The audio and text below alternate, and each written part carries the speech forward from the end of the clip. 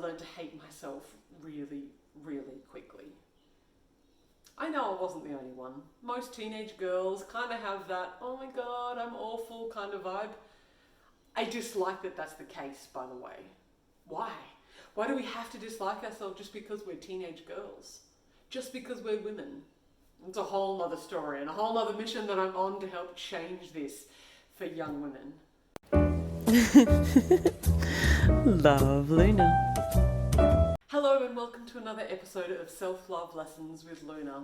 I'm going back in time a little bit. If you recall, I used to do a series called Katie on the Couch while I was still Katie, and now I am Luna on the Lounge. Because in today's episode, it's actually part 1 of 3.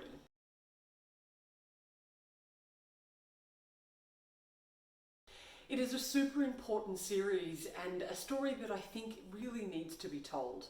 Because I know that there's so many of us out there who self-harm. To whatever capacity it happens to be. That could be something quote unquote small, from doing things that aren't really good for us, all the way through to eating disorders, physically self-harming and potentially suicidal ideations. So over the next 3 episodes, I'm going to share with you in today's episode my battle with bulimia, with food, how I got to the point of having eating disorders for my whole life. In next week's episode, episode 2, I'm going to talk about all the different other ways that I've experienced self-harm in my life, from the physical side of things, but also the emotional, mental, spiritual kind of abuse that I inflicted on myself for an extremely long time. And then in part 3 of this self-harm series, I'm going to wrap it up. And I'm going to really share with you how I've come from a place of that, how I came from self-harm, self-hate, not liking myself, eating disorders, all that jazz, all the way through to be able to sit here in front of you with a little button badge on here that says, love yourself. It's a more confidence creation, and truly mean it. I truly believe it. I have come a long way, and this is why I'm so passionate about helping you learn how to love yourself. Because I know it's possible. Because I know that you can come from really dark places where you don't want to exist, where you're hurting yourself on a regular basis, depending on the level, and you can come through to a place where perhaps you actually learn to love and enjoy your body and who you are. I know that it's possible. It goes without saying, this series is going to have a whole bunch of triggers. I am going to talk about eating disorders. I will be talking about self-harm. I will be talking about drugs and sex and rock and roll. So if you have young daughters that are listening to my show, then please just make sure you're having a conversation with them. If these are trigger warnings for you, please be in touch with the Butterfly Foundation. I will pop their details in, as well as Lifeline and any other mental health provider. They're always available. And of course, you can get in touch with me. I've lived it, I've experienced it. I'm not trained as a psychologist, but I am trained in coaching, NLP, and as well as my intuitive experience as well. Take a big, deep breath with me. Oh, let it out and just move your body in a way just to give it a bit of a wriggle. And let's get started. I had a problem with food ever since I could possibly remember. It was always this kind of love-hate relationship. And if you've watched any of my other videos or have seen me live at all, you would hear my story about how I, from a very young age, really did hate my body. I developed really early. By the time I was 9, I had a 14 size chest. And it's fair to say that it didn't go away in a hurry. By the time I was 14, I practically looked like this, with a few less wrinkles and a few less lines. But I had a body of a woman by the time I entered high school. People thought I was the teacher, and it really changed my experience of coming into adolescence, because I really didn't feel like I could be a kid, because I was always perceived as much more grown up than what I actually was. With a grown up body, I attracted a whole bunch of attention that I really didn't know how to handle. Men, much older, not really knowing they were talking to a 12 or a 14-year-old, would hit on me, and I thought it was a compliment, thought it was kind of cool, maybe a little bit creepy, but I didn't really know how to handle all of it. And the shame that I felt from my body just kept getting worse and worse and worse. First time I realised that I was fat and needed to go on a diet, I was probably about 8 or 9.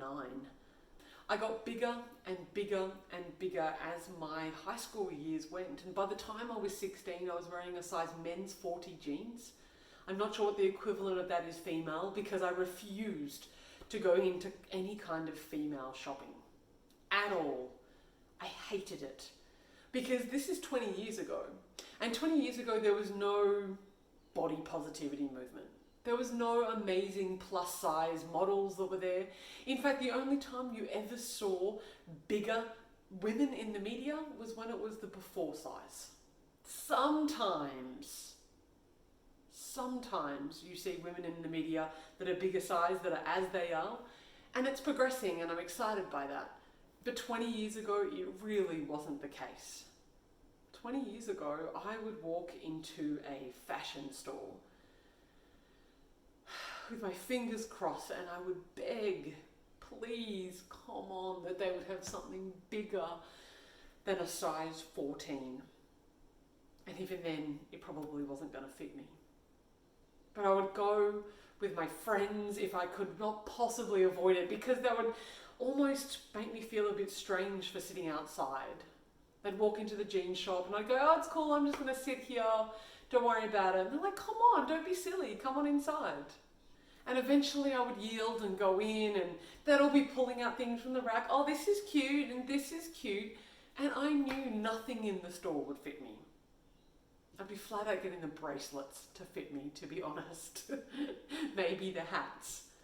But that was it. Oh, are you going to buy anything, they would ask me?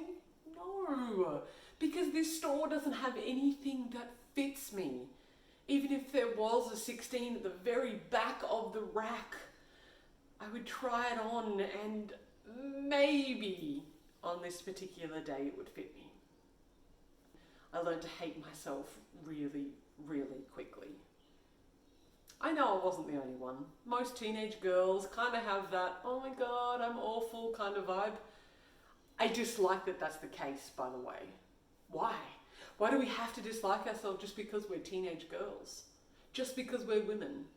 It's a whole nother story and a whole nother mission that I'm on to help change this for young women. But at 16, I didn't like who I was.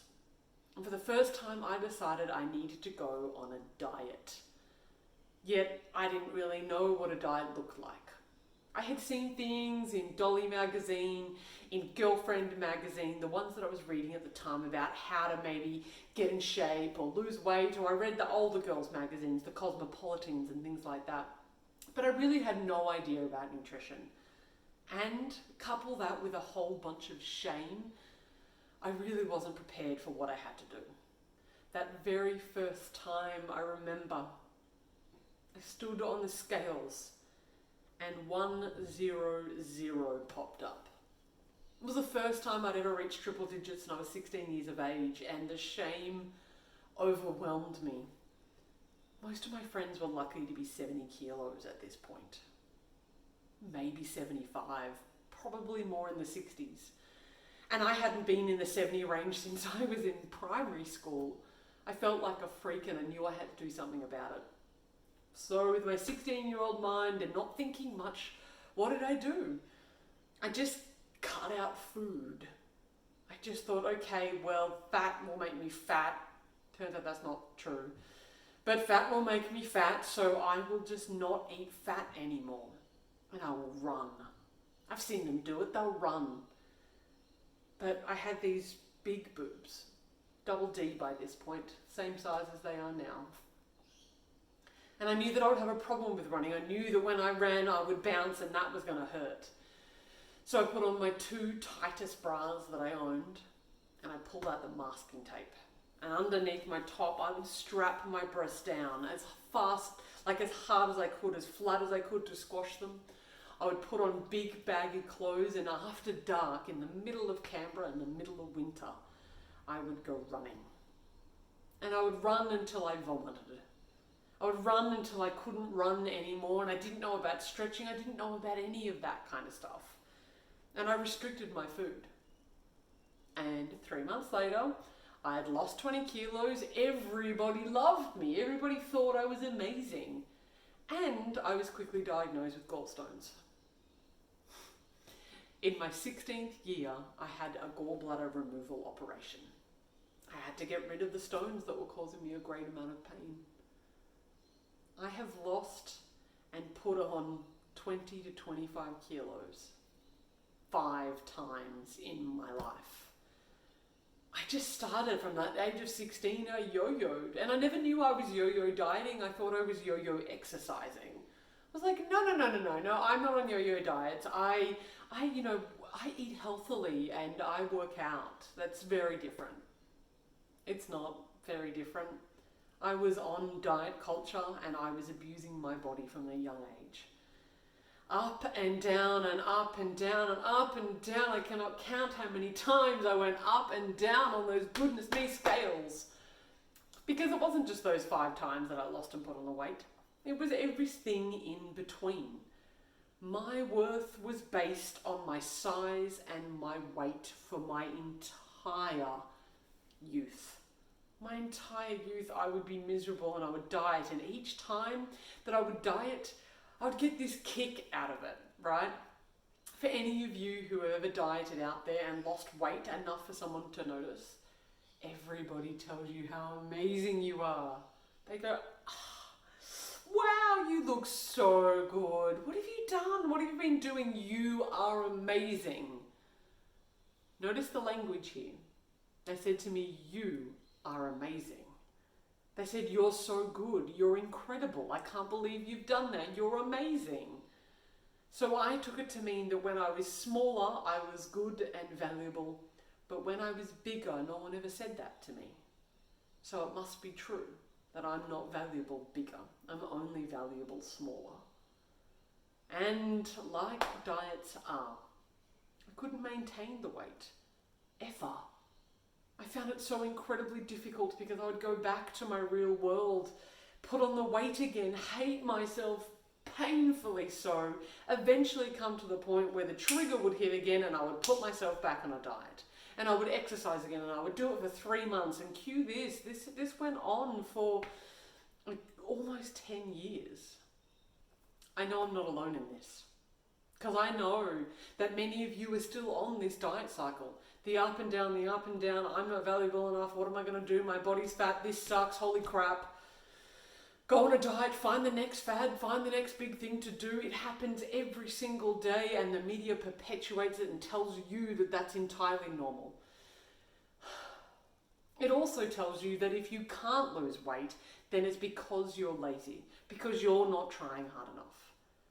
They fail to tell you that once you've gone through at least a few cycles of dieting, of going up and down, your basic metabolic rate, or the amount of energy that you need to live every day, goes down every single time you dramatically lose weight, making it even harder to lose weight every single time you do it.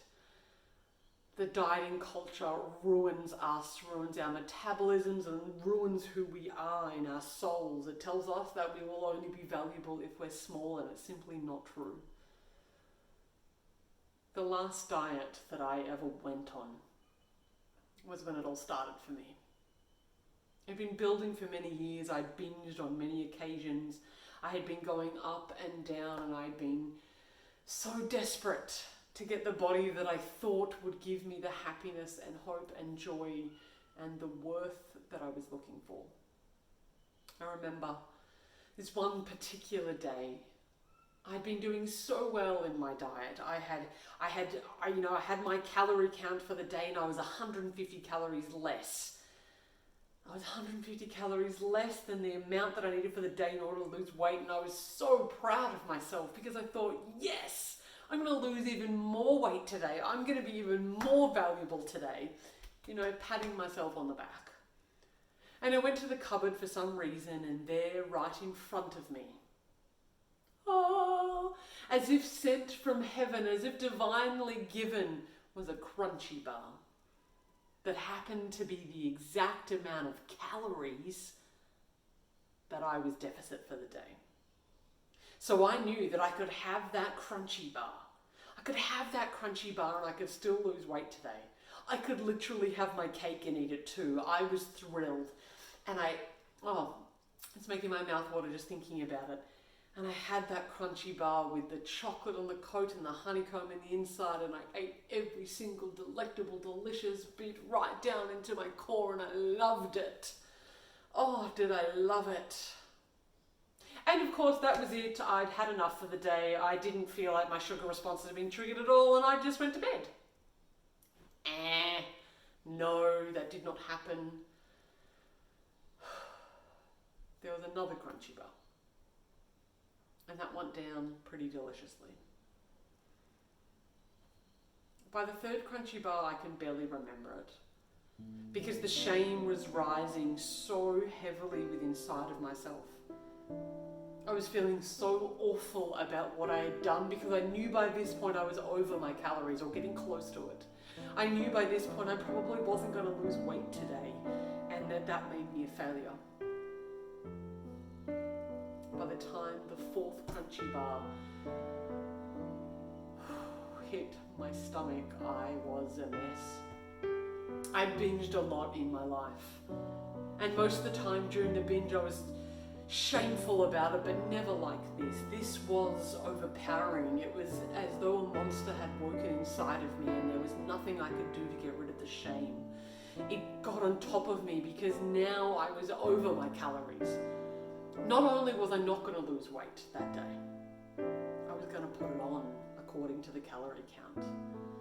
And that was the worst thing that I could possibly do. That shame rising, the thoughts, the panic, what have I done, who am I, I'm a piece of crap, all those voices coming into my head, and I couldn't stand it, I just could not function. And I wanted to change it, I wanted to get rid of, I wanted to just deny myself of this. I wanted to rewind what I'd done. And so I grabbed a hair tie. And I put my hair back in a ponytail. And I took myself off to the bathroom, lifted the seat and the lid, and I purged. Cue the next 7 years of my life. Cue waiting for my partner to go out every week so I could buy $50, $60 worth of food and sit in front of the TV watching America's Next Top Model on repeat and binging and purging for hours on end, just to wake up at 5:30 the next morning and go to a boot camp on a completely empty, divulged stomach. This went on for years and nobody knew. It was my entire shame. Deeper and deeper I went. I hated myself more. The more that I couldn't control myself, the more that I needed to control what I ate. And so the more that I tried to control what I ate, the more that it got to the point where I needed to binge and purge because I was restricting myself so much. And it felt like such a way out, and I would feel good at the time and then shameful. All the shame the next day, and it was killing me. It was destroying me. Include the exercise in that, and I was a mess. It took me 7 years to tell anybody. And it was only because a dear friend of mine had shared her story of bulimia when she was younger. And I thought, wow, well, here's somebody that knows. Here's somebody that's done it before, and if she's done it and she's amazing, then maybe she won't judge me for it. And I got to tell her. And in fact, when I did Katie on the Couch series, she was a guest and she talked about her story. So if you want to check out my past episodes of Luna on the Lounge, where I interview a whole bunch of people on their story to self-love, she features in one of the episodes, so take a look out for that. 10 years of dieting, 7 years of bulimia, and my energy, my metabolism, shot. Didn't have much left. Over the next episode, I'm going to share with you how this kind of behavior, this self-destructive, self-harm behavior, wasn't just when it came to food. I applied this with exercise. I actually even applied this after I stopped being bulimic. I still applied this with exercise, and way back when I would do this with drugs and alcohol and sex and TV and whatever the hell I could get my hands on. I was obsessed, and I was in a long-term abusive relationship with myself. Mentally beating myself up, spiritually holding myself back, emotionally cruel, and physically self-harm, not just eating. And in our third and final episode, I'm going to share with you the recovery process. I'm going to share with you how I got to sitting on this couch telling you this story. What I would love for you to do in the meantime is reach out to someone, anyone, maybe a friend of yours, but maybe that's a bit scary. Reach out to me, send me a text, 0403 981 597. I get it. Get some help, talk to some people. Either that's through me or go see a psychologist, talk to the Butterfly Foundation. For me, I really love seeing different kind of therapists, Reiki and kinesiology and shamans and that kind of stuff. But I'm going to share with you my whole story of how I got to that point in episode 3 of our series. Thank you so much for listening. Thank you so much for taking the time to hear part 1 of my story here. Part 2 will go live next Friday, as we do each and every single week on self-love lessons with Luna. And then in another week's time, we're going to go live with the episode 3 and the recovery and the beautiful, happy ending that I know that you guys are all looking forward to. You can check out previous episodes on YouTube, through Facebook, and also you can listen on the podcast. Until next week for part 2 of Self-Harm Stories, please, happy self-loving.